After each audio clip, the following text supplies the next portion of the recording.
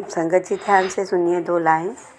जो चाह से मिलता है, किसी की है लिखी हुई है, मतलब जो चाह से मिलता है वो चाहत है, जो मांगने से मिलता है वो मन्नत है, जो बिन चाहे बिना मांग मिलता है वो गुरु जी की हमारी रहमत है।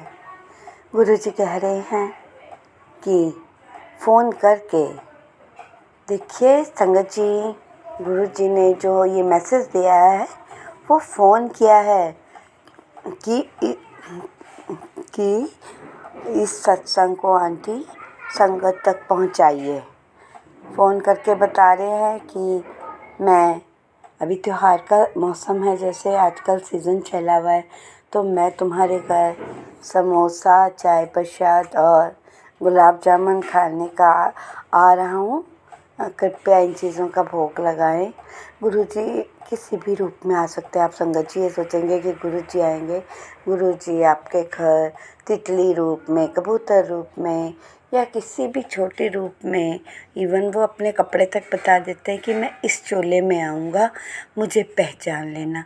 संगत जी मेरे से 1-2 बार गुरु जी आए, मुझे पता ही नहीं चला कि गुरु जी आए हैं, और मैंने सोचा कि किसी बस में आएंगे।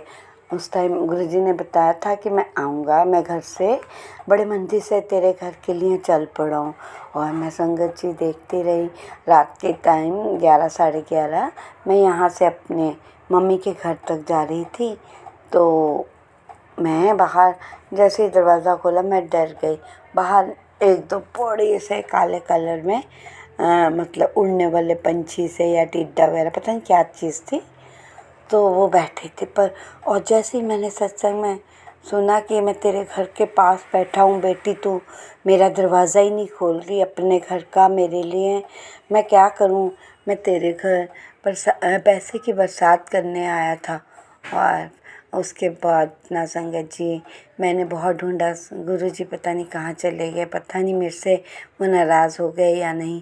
मैं आपको इसलिए ये संदेश दे रही हूँ, गुरु जी कीड़े से लेकर भिखारी से लेकर आपके घर में किसी रिश्तेदार बनकर किसी भी रूप में आ सकते हैं। जिस दिन गुरु जी का मैसेज आए कि मैं आ रहा हूँ, इट मीन्स आपके घर में कोई भी आए।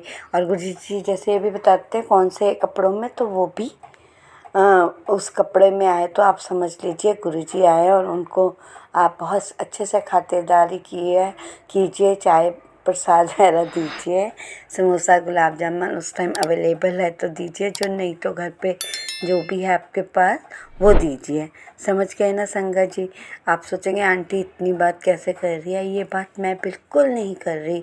ये हमारे परम प्रिय गुरु जी का मैसेज है अपनी प्यारी संगत को कि अपनी हाज़िरी हर संगत में लगाएं, ठीक है।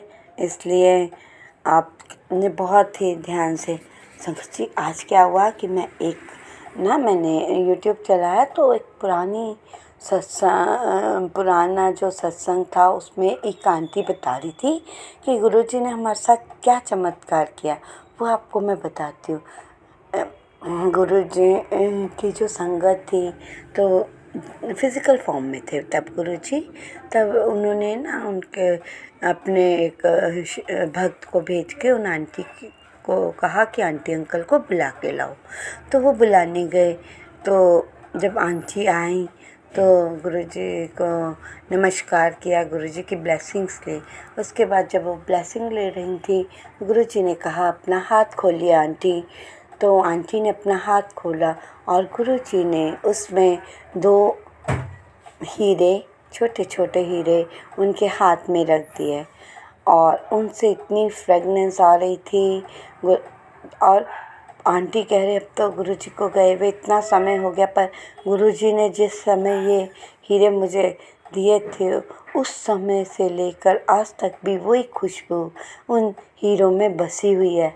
देखिए संगत जी, नहीं खुशबू इतने टाइम कहाँ टिकती है। हम परफ्यूम भी लगाते हैं तो थोड़ी देर बाद गायब, पर ये हमारे गुरुजी हैं, इनका मुकाबला कोई नहीं कर सकता। अगर आप इनकी सच्ची और अच्छी संगत बन गए तो बस आपके तो वारे न्यारे हैं, आप गलत राह से सही पे आ जाओगे।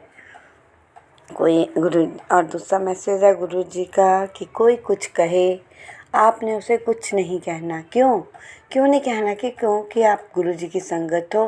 गुरु जी कह रहे हैं मैं उससे आपके कही भी हर बात का खुद फैसला करूँगा कि मुझे उसके साथ क्या करना है, उसको ऐसा सबक सिखाऊँगा। तो अपनी आप कहना गुरु जी का कि अपनी संगत को कहो तुम खुश रहो, कोई बात नहीं कोई कुछ कहे, बाकी मैं बैठा हूँ। अगर मेरे अपने गुरु पे विश्वास है तो मत रिप्लाई कीजिए जो आपके साथ गलत कर रहे हैं उनका। फिर गुरु जी ऐसा सबक सिखाते हैं कि बस संगत जी। तो फिर ऐसे ऐसे करके आंटी ने पूरा बताया।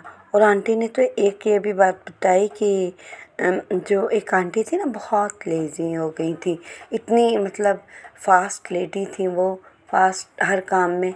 कुछ समय बाद वो आंटी बिल्कुल लेज़ी हो गई, उनका बिस्तर में से उठने को भी मन नहीं कर रहा था। संगत जी ध्यान से सुनिए।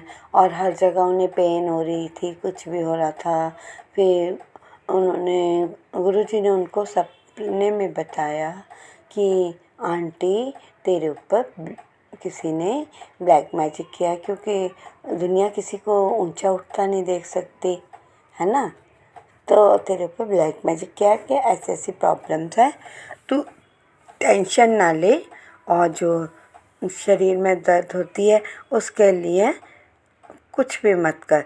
खाने का मन भी नहीं कर रहा हो तब भी तूने बड़े प्यार से खाना खाना है कि मेरा ये खाना अमृत हो रहा है और बॉडी का पेन इससे कम हो रहा है। मतलब इस टाइप से गुरुजी ने उन्हें टेलीपैथी में बताया कि तू ऐसे ऐसे कर। तो आंटी जी ने उनकी कही हुई हर बात मानी। और आंटी जी कह रहे हैं कि उस सत्संग के बाद जैसे जैसे गुरुजी ने बताया और मैंने उनको फॉलो किया गुरुजी की कही हुई बातों को, आज देखो संगत जी वो आंटी बिल्कुल ठीक है। उसके बाद उनकी लाइफ में मतलब कभी भी कोई प्रॉब्लम नहीं आई। क्या मतलब आंटी वो बता रही थी कि मैं इतनी सुंदर थी ना, ब्लैक मैजिक वालों ने मुझे बदसूरत बना दिया, पर उनके हस्बैंड और बच्चों ने उनका साथ बिल्कुल नहीं छोड़ा। कह रहे तू कोई बदसूरत नहीं, तू तो बहुत अच्छी है। उनके बच्चों ने उनके लिए बोला कि मम्मी मन से अच्छा होना चाहिए, ऊपर खूबसूरती तो किसी काम की नहीं होती। मतलब ऐसे ऐसे अपनी मम्मी को या उनके हस्बैंड अंकल ने उनको ऐसे एनकरेज किया। और संगत जी आज फिर उनका वही रंग रूप गुरुजी ने वापस कर दिया और ब्लैक मैजिक वालों को अच्छा सबक सिखाया। इसलिए जब हम गुरुजी की संगत बन गए हमें किसी चीज़ से नहीं डरना। और